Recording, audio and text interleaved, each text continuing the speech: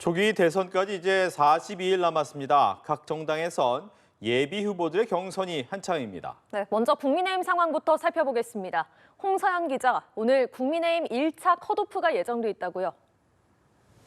그렇습니다. 국민의힘 선거관리위원회는 오후 6시 30분 2차 경선에 진출할 후보 4명을 발표합니다. 컷오프는 100% 국민 여론조사로 진행되는데요. 김문수, 홍준표, 한동훈 후보의 컷오프 통과가 유력하게 점쳐지는 가운데 나머지 한 자리는 누가 차지하게 될지가 관전 포인트입니다. 대선 주자들이 막판 지지 호소에 나선 가운데 빅4에 들어가기 위한 상호 비방도 계속되고 있습니다. 특히 홍준표, 한동훈 후보, 나경원, 안철수 후보 사이 공방이 계속되고 있습니다. 홍 후보는 한 후보를 윤석열 전 대통령의 배신자로 규정하고 맹비난했고요. 안 후보는 탄핵에 반대했던 후보들을 향해 법치를 부정하고 국민을 배신한 행위는 역사에 기록될 것이라고 날을 세웠습니다. 나 후보도 오전 인터뷰에서 안 후보를 향해 이당 저당 다녔다며 역공을 펼쳤습니다. 공약 발표도 잇따랐습니다. 김문수 후보는 대학가 반값 월세 등 청년층을 겨냥한 3대 주거 정책을 발표했고요. 한동훈 후보 역시 5개의 서울을 만들겠다며 수도권 과밀 해소 방안을 공약으로 내놨습니다. 양향자, 유정복 후보는 오늘 오세훈 서울시장과 잇따라 만나며 오 시장 지지층을 향한 러브콜을 보냈습니다. 이철호 후보는 경북 도청 일정에 집중하고 있습니다. 네, 이번엔 민주당으로 가봅니다. 오는 주말 마지막 순회 경선을 앞두고 정책 행보에 집중하는 모습이죠? 맞습니다. 이미 경선 반환점을 돈 민주당은 이번 주말 호남과 수도권 경선을 앞두고 있습니다. 이재명 후보가 90%에 육박하는 득표율로 여유로운 1위를 달리는 가운데 나머지 양김의 2위 싸움이 치열합니다. 이재명 후보는 오늘 재판 참석으로 별도 공개 일정에 나서진 않았는데요. SNS를 통해 기후와 환경, 공공의료 공약을 발표했습니다.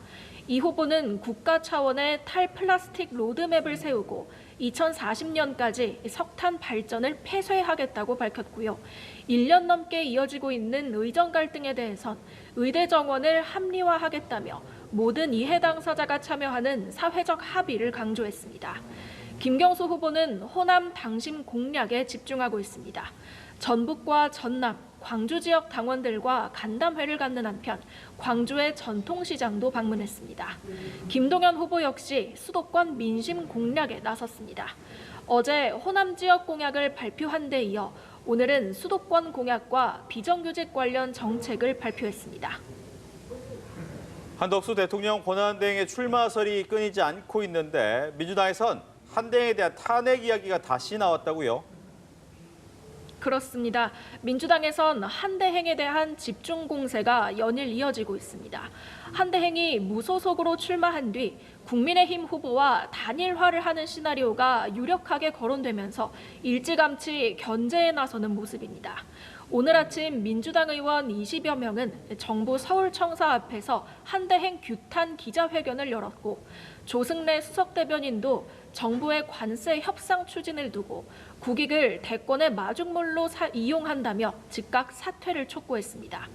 진성준 정책위의장은 한대행의 탄핵 논의에 다시 불을 지피기도 했는데 발언 들어보시겠습니다. 당과 국회가 결단해야 합니다. 국무총리 탄핵 소추를 즉각 추진합시다.